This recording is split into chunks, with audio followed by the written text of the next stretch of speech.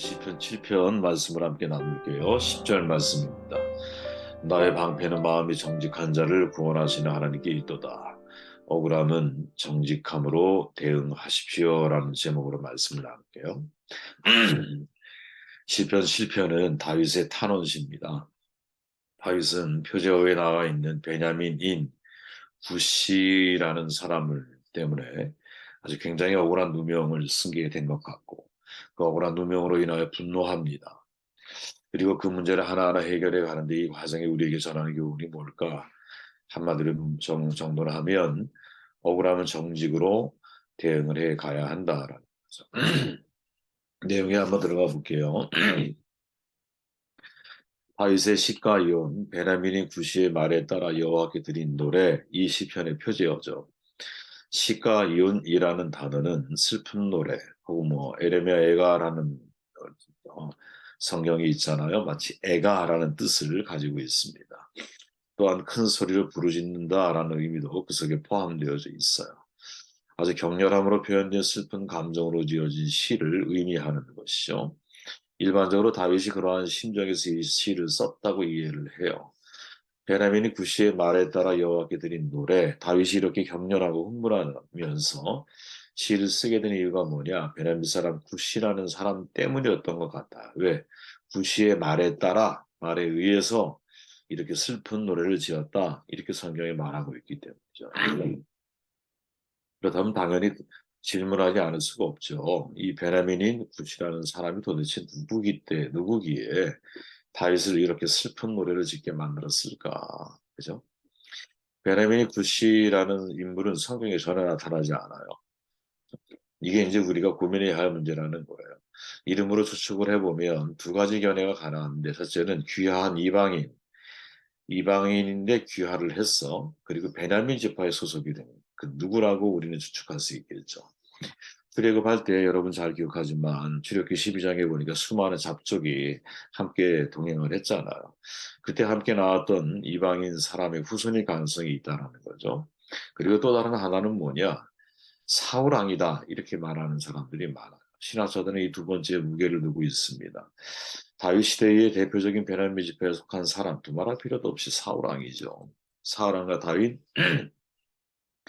어떻게 보면 서로 견원지간처럼 인생을 살아온 사람 아니에요? 물론 다윗은 그런 마음 품지 않았지만 사울에 비해서 다윗은 너무나 눈에 들어간 가시처럼 너무나 괴로운 사람이었죠. 사울왕은 다윗의 입장에서는 아군이자 적이죠. 장인이자 살해 청부자예요. 그래서 베냐민인 사울이라고 표현하지 못하고 베냐민인 구시라는 전혀 다른 사람인 것처럼 위장해서 말했을 수 있다는 거죠. 만약 구시가 사울왕이라면 이 시의 배경은 다윗이 사울왕의 칼을 피해 도망 다닐 때 사무엘상 24장 엔게디 황무지나 혹은 26장 하길라 산에 있을 때로 보통 주석가들은 추정을 합니다. 그 경우에 사건은 동일하죠. 다윗이 모두 사울왕을 죽일 수 있는 상황을 만나게 되잖아요. 특히 사울왕이 3천 명이라고 하는 엄선해서 뽑은 군사들이에요. 이 군사들을 대동해서 다윗을 잡으러 다니죠. 다윗이 엔게리 황무지에 숨어 있을 때 굴로 사울왕이 들어와요. 영변 보기 위해서. 다윗의 부하들은 이 사울을 하나님이 주신 기회라고 아주 천운이라고 생각을 하는 거죠. 그런데 다윗이 말리잖아요. 그리고 사울왕의 옷자락만 베요. 그것도 양심에 걸려요. 그리고 말하죠. 이스라엘 왕이 누구를 따라 나왔으며 누구의 뒤를 떴나이까. 죽은 개나 벼룩을 쫓음이니이다. 자기를 죽은 개와 벼룩의 비유를 합니다. 또 다윗이 십광야 하길라 산에 숨어 있을 때 또 이런 상황이 벌어지죠. 다윗은 사울왕의 머리맡에 있던 창과 물병만 가지고 나와요. 그리고 또 고백을 하죠. 이스라엘 왕이 한 벼룩을 수색하러 나오셨음이니이다. 이게 다윗의 마음이었던 거예요. 자신을 어, 매출하기가 아니죠. 죽은 개 그리고 벼룩 한 마리의 비유를 하는 거예요. 이게 사실은 자기의 지금 실존적인 현실이라는 거죠. 그럼에도 불구하고 사울왕은 다윗에 대한 적개심을 포기하지 않죠. 이 두 가지 사건이 이 사건에서 다윗이 반응하고 있는 모습 속에서 다윗이 가지고 있는 심정을 한마디로 표현한다면 억울함에 대한 분노 아니겠습니까? 그죠? 다윗에게 사울 왕은 억울함의 근원인 거예요. 다윗은 자신을 죽이려고 하는 사울 왕을 두 번이나 살려주거든요. 왜? 하나님의 기름 부음 받은 종이기 때문에. 또 자신의 입장에서는 장인어른이잖아요. 두 아들은 하나님이 주신 기회라고 이 기회를 놓치지 말라고 다윗은 말을 해요. 근데 다윗에게 있어서는 이 상황이 하나님의 시험이라고 판단한 거죠. 그죠? 자신이 갑이 될 수 있는 순간이거든요. 그렇잖아요. 사울 왕에게 근데 자신은 죽은 개와 같고 벼룩과 같다라고 고백을 해요. 자신을 죽일 만한 가치가 없고 사울 왕을 해야 할 마음도 없다라는 사실을 명확하게 아주 명료하게 밝히고 있는 거거든요. 그럼에도 사울은 다윗을 죽이려고 해요. 물론 훗날 이제 죽기 직전에는 사울이 죽기 직전에는 그런 마음이 이제 좀 상쇄되긴 했지만 그 오랜 기간 동안 다윗이 억울한 누명을 쓰고 도망자의 입장에서 이리저리 돌아다니게 되었을 때 얼마나 그 마음이 억울했겠어요. 그죠? 백성들의 소문을 듣고 다윗은 사울은 천천히요 다윗은 만만이다 이 소문을 듣고 그죠? 다윗의 입지가 확대되어져 가는 것을 보고 시기하는 마음에서 비롯된 사울의 반응이었죠. 다윗의 마음 중심에는 여러분 전혀 권력을 전복해서 자기가 권력의 자리에 서려고 하는 마음이 없었거든요. 그럼에도 사울에게 의심을 받고 도망자의 신세가 돼. 이게 얼마나 억울하겠어요, 여러분. 여러분 이런 억울한 경험해 보신 적 있습니까? 인간들이 사는 세상은 여러분 항상 공평하지만은 않아요. 인간들 자체가 불완전한 존재인데 제 아무리 평등, 정의, 공평 추구한다고 해도 또 그것을 보장하기 위한 법과 제도가 있어도 정말 너무나 억울한 사연들을 겪고 살아가는 모습을 보는 것이 우리의 현실이거든요. 여러분, 유전무죄, 무전유죄라고 하는 것은 흔히들 우리가 보는 사건이에요. 그죠? 얼마든지 돈으로 정의가 또 정의가 왜곡될 수 있다라는 사실을 이런 비판적인 눈으로 세상을 보고 싶어서 보는 게 아니라 불완전한 인간들이 사는 세상이기 때문에 인간이 만든 법을 인간이 지킬 수 없는 법 위에서 법관들이 판을 치는 이러한 상황들을 우리는 목격하며 살아가는 거예요. 억울하다. 사전적인 정의가 뭔지 아세요? 네. 핵심이 뭐냐면 아무 잘못이 없다라는 거예요. 그런데 내가 벌을 받고 있다는 거지. 이게 억울한 거야. 나의 과실로 인해서 해를 당한다면 적어도 여러분 양심이 살아있는 한 어떤 변명이나 구실을 제시하지 않고 감당해야 되는 게 맞죠. 그죠? 근데 내 잘못이 아니야. 근데 그 결과에 대해서 내가 감당을 해야 돼? 이런 누명을 쓴 억울한 일들, 이런 사례들이 얼마나 많이 있습니까? 정말 답답하죠. 이럴 때. 저도 그렇고 여러분도 그렇고 이런 상황을 돌아보면 과거에 경험하신 적이 있을 거고, 왜 지금 그런 상황에 직면해 있는 분들도 계실 거고, 앞으로 그런 상황을 만나게 될 분들도 계실 거예요. 그때 우리는 어떻게 해야 될까? 제일 먼저 해야 할 일은 여러분, 예수님을 떠올려야겠죠. 왜? 우리가 경험하는 일과는 전혀 비교되지 않는 가장 억울한 누명을 쓰신 분이잖아요. 죄 없는 분이 와서 인간의 죄를 담당하기 위해서 오히려 죄로 삼으신 바 되고 죄 있는 육신의 모양으로 십자가에 달려 저주받은 사람처럼 돌아가셨어요. 예수님께서 아버지 하나님께서 사랑하시는 독생자이심에도 불구하고 이때만큼은 하나님의 진노의 잔을 마셨어요. 그죠? 나의 하나님, 나의 하나님, 어찌하여 나를 버리셨습니까? 아버지께는 모든 것이 가능하시오니 이 잔을 내게서 옮기시옵소서. 예수님의 고백 아니었어요? 자, 입장을 바꿔나 보세요, 여러분. 예수님만 보지 말고 예수님을 바라보고 계신 하나님을 바라봐도 한번. 그러면 무죄한 자식이 십자가에 가는데 나는 침묵해야 돼. 나는 모든 것이 가능해. 이때 아버지의 심경이 어떤 심경일까요? 나는 법 위의 존재예요.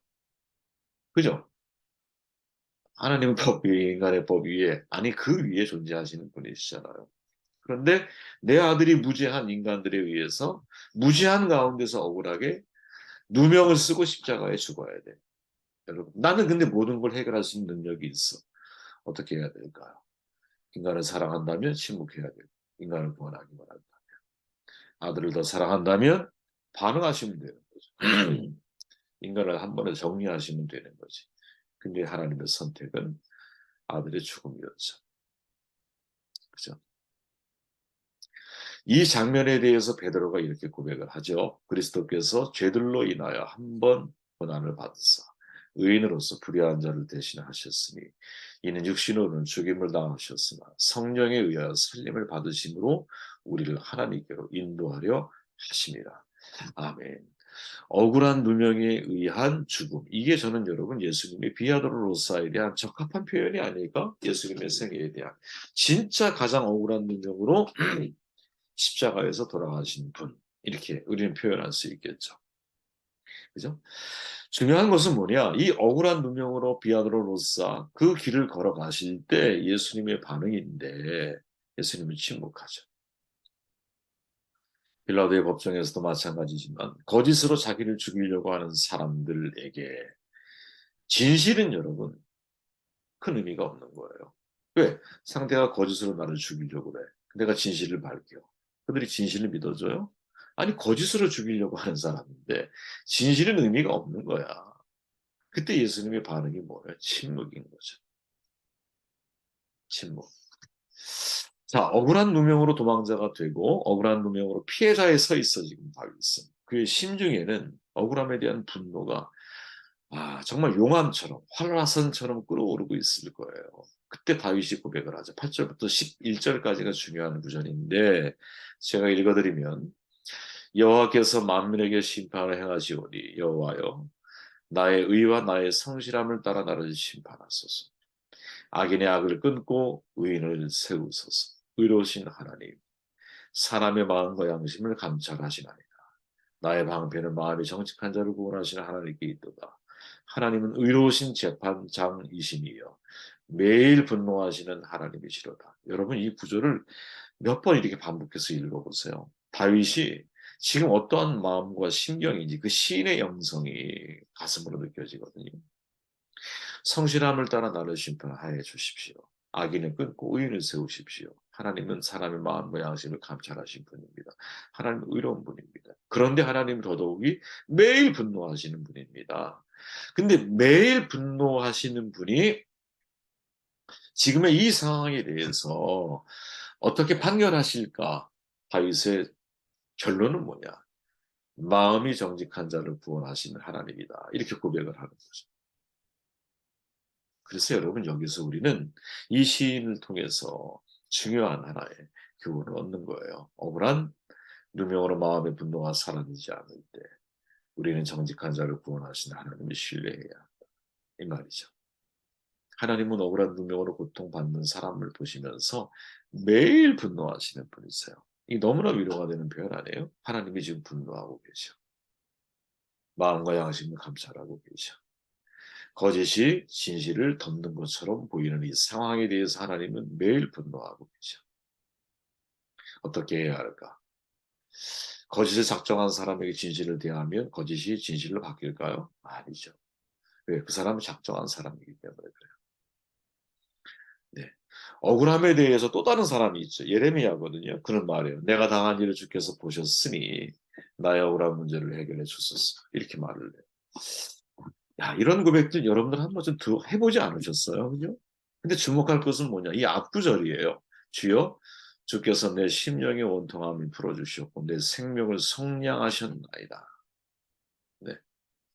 억울한 누명을 쓰고 있을 때, 거짓이 진실을 공격하고 있을 때, 그래서 그 거짓이 진실이 될 것처럼 느껴져서 마음의 분노가 사라지지 않을 때, 상대방을 비난하는 게 쉬운 일이죠.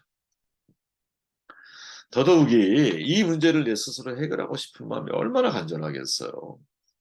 자, 생각해 보십시오. 욥과 친구들의 관계, 서로가 진정성을 가지고 상대를 대하지만 선한 의지가 충돌해서 문제가 돼요. 그죠? 이런 상황이 욥도 억울해. 분명히 억울해. 하지만 다른 차원의 억울함이야, 이건. 서로의 다름을 인정하는 수용적인 태도가 중요한 해결의 열쇠가 될 수 있어요. 이런 억울함에는. 그런데 거짓으로 진실을 가리려고 할 때는 의도성을 가지고 상대방을 억울하게 만드는 거잖아요. 이때 이 억울함이 마음이 병되는 거. 예레미야 표현처럼 내 심령의 원통함이 생기는 거거든. 그때는 여러분 매일 분노하시는 하나님을 기억해야 돼요. 그 하나님께서 이 문제를 풀어주셔야 된다. 그 하나님은 어떤 분이냐? 정직한 자를 구원하시는 분이다. 생각해 보십시오. 억울함을 밝히기 위해서 애쓰는 건 너무 중요하죠. 아마 대부분의 이 세상에 정의를 주장하는 사람들, 또 이 문제가 나의 문제가 되었을 때의 사람들의 반응은 바로 이런 반응일 거예요. 억울함을 밝히고 진실을 드러내기 위해서 내가 애를 쓰며 살아갈 거야. 하지 말라는 얘기가 아니에요. 할 수 있는 한 하라는 거지. 할 수 있는 한 하셔야 돼요. 하지만 신앙인은 여기 하나를 더 추가할 수 있어야 된다는 거죠. 바로 하나님의 신원하심을 구하는 것. 이 세상은 힘이 있으면 거짓도 진실이 될 수 있고 진실이 거짓도 될 수 있다는 것을 우리에게 알려주고 있잖아요. 배우고 싶어서 배운 게 아니에요. 살아오다 보니까 야 이런 게 가능하구나 하는 것은 겪게 되는 거지. 그때 여러분 세상을 비난할 필요가 없어요. 왜? 원래 세상은 그런 거야. 원래 인간이 그런 거야. 인간은 선악을 분별해서 선악을 행동할 능력이 인간에게 없다라는 거. 살면서 우리는 인정하게 되거든. 그때 어떻게 해야 될까? 오늘의 다윗이 말하고 있는 정직한 자를 구원하시는 하나님, 이 하나님에 대한 신뢰의 마음을 가지고 복하는 정들이 되시기를 주의 이름으로 축원합니다.